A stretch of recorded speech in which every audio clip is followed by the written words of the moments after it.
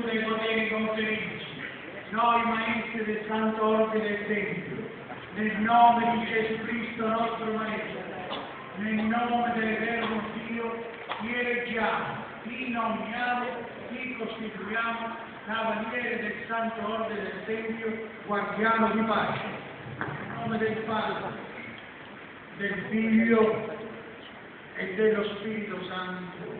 Amen.